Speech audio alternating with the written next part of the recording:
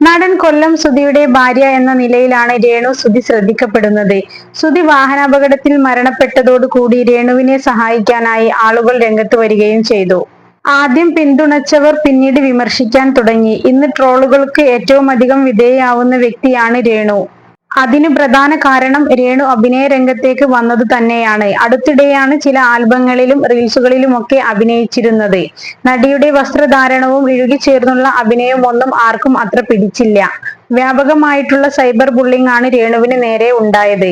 ഏറ്റവും പുതിയതായി സോഷ്യൽ മീഡിയയിലൂടെ വിഷു ചിത്രങ്ങളുമായിട്ടും രേണു എത്തി. അതും സമാനമായ രീതിയിൽ വ്യാഖ്യാനിക്കപ്പെട്ടു. ആളുകൾ വിമർശിക്കുന്നത് ഇങ്ങനെയാണ്: സ്വന്തം ശരീരം പ്രദർശിപ്പിച്ചുകൊണ്ട് മാത്രമല്ല സ്ട്രോങ് വുമൺ ആവേണ്ടത്. ജീവിക്കാൻ തിരഞ്ഞെടുത്ത വഴി കൊള്ളാം. ഓരോ ദിവസവും ചെല്ലും തോറും ഡ്രസ്സ് കുറഞ്ഞു വരുന്നു. അതുകൂടെ ഒന്ന് നോക്കി കണ്ടും ചെയ്യൂ പെണ്ണേ. ഇപ്പോൾ ഇതൊക്കെ കണ്ടു സപ്പോർട്ട് ചെയ്യുന്നവർ മിക്കവരും ഇതുപോലെയുള്ള ഫോട്ടോസ് കാണാൻ ആഗ്രഹിച്ചു പ്രോത്സാഹിപ്പിക്കുന്നവർ മാത്രമാണ് എന്ന് തിരിച്ചറിഞ്ഞാൽ കൊള്ളാം. അപ്പോൾ കുറച്ചു പേര് ചോദിക്കും, സിനിമയിൽ ആരും ഇങ്ങനെ അഭിനയിക്കുന്നില്ലേ എന്ന്. ഉണ്ട്, പക്ഷെ ഇങ്ങനെ അഭിനയിച്ചു അവരെ പോലെ ആവാൻ ശ്രമിക്കുമ്പോൾ ഇതൊക്കെ കാണുന്ന ആ കുട്ടികളെ കൂടി ഓർക്കണം. നിങ്ങളെ കുറച്ചാളുകൾ നിങ്ങൾ പോലും അറിയാതെ മാർക്കറ്റ് ചെയ്യുന്നു എന്നതാണ് ഇപ്പോഴുള്ള സത്യം.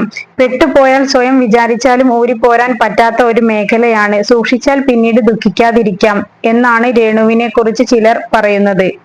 തുണി ഊരിയാണോ സ്ട്രോങ് വുമൺ ആവുന്നത്? എല്ലാം സുധിച്ചേട്ടന് വേണ്ടിയാണല്ലോ ആശ്വാസം. ഇനിയും സുധിച്ചേട്ടന് വേണ്ടി എന്തൊക്കെ കാണണം എന്നും ചിലർ കമന്റ് ചെയ്തിട്ടുണ്ട്.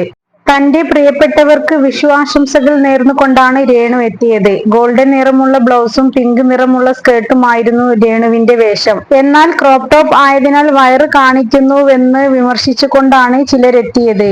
എന്നാൽ ഇത്തരം കമന്റുകൾ മുന്നോട്ടുള്ള യാത്രയിൽ തനിക്ക് പ്രചോദനമാണെന്നും എന്നെ തളർത്താൻ ആർക്കും കഴിയില്ല എന്നുമാണ് രേണു പറയുന്നത്.